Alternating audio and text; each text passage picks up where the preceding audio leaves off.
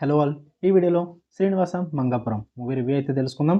Actually ఇంకా ముందే వచ్చేయాలి షో. నేను 12:50కి బుక్ చేశా త్రిబుల్ ఏలో. వాళ్ళేమో క్యాన్సిల్ చేసి రీఫండ్ చేశారు టికెట్. సర్లే అని చెప్పి మళ్ళీ వాళ్ళు అప్పుడే 1:15 షో కూడా ఓపెన్ చేశారు.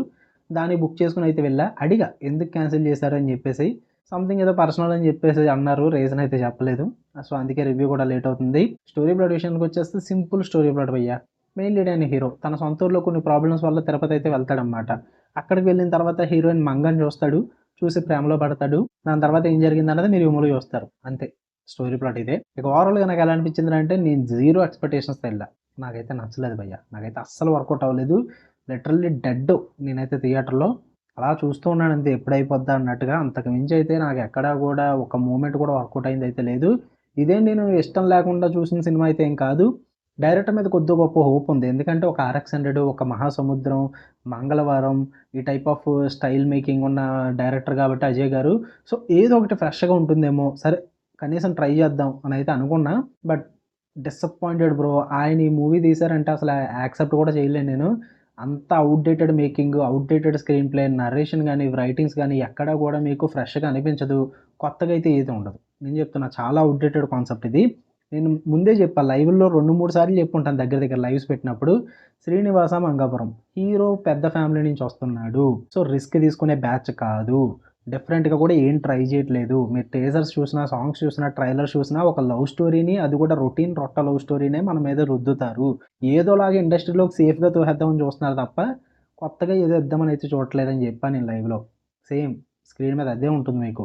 క్యారెక్టర్ ఇంట్రడక్షన్స్ గానీ, హీరో అండ్ హీరోయిన్ మధ్య జరిగే లవ్ స్టోరీ గానీ, అండ్ ఏదైతే కాన్ఫ్లిక్ట్ తీసుకున్నారో ఆ కాన్ఫ్లిక్ట్ ఇంటర్వెల్ దగ్గర ఓపెన్ అవుతది.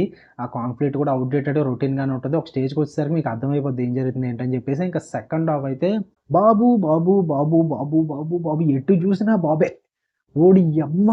హీరోని ఇన్ని సార్లు బాబు, బాబు అని చెప్పేసి చిరాకొచ్చేసింది బ్రో. నాకు ఇరిటేషన్ వచ్చింది. అసలు ఆ సౌండ్ విన్నప్పుడల్లా సెకండ్ హాఫ్‌లో మొదలెడతారు అంటే ఇంటర్వెల్ దగ్గర మొదలెడతారు. ఆ బాబు అన్న వర్డ్ యాడ్ చేసి అక్కడి నుంచి క్లైమాక్స్ వరకు బాబు అన్న పదం పోదు. చివరికి హీరోయిన్ కూడా బాబు, బాబు, బాబు. దాని ముందు ఇంకో పేరు ఉంటది. అది చెప్పను నేను స్పాయిలర్ అవుద్ది. సో, అందుకే చెప్పట్లేదు. ఇరిటేషన్ తెప్పించారు. ఫస్ట్ హాఫే మీకు సెటప్ గాని, ఆ నరేష్ గారితో చేసే కామెడీ సీక్వెన్స్ గాని, నరేష్ గారు అండ్ బ్రహ్మాజీ గారు. ఈ కామెడీ సీన్స్ గాని, అండ్ ఆ లవ్ స్టోరీని సెటప్ చేసే విధానం ఇదంతా చూడడానికే చిరాకొస్తది. యాక్చువల్లీ అసల వర్కౌట్ అవ్వదు ఎక్కడ. అంటే లవ్ స్టోరీలో ఉండే ఆ మ్యాజిక్ మూమెంట్స్ ఇవన్నీ ఉంటాయి కదా! మ్యాజిక్ మూమెంట్స్ అంటే అది కాదు. లవ్‌లో ఉండే మ్యాజికల్ మూమెంట్స్. సో, ఆ మ్యాజికల్ మూమెంట్స్ ఏమి ఉండవు. మొత్తం ఆర్టిఫిషియల్ సెటప్ ఉంటుంది. ఇంక ఇంటర్వల్ బ్యాంగ్ వచ్చేస్తుంది కాబట్టి ఇచ్చేద్దాం అన్నట్టుగా ఇంటర్వల్ బ్యాంగ్ ఒకటి ఇచ్చేస్తారు. అప్పటికే మనకు అర్థమైపోద్ది సిట్యుయేషన్ ఏం జరుగుతుంది ఏంటని చెప్పేసి.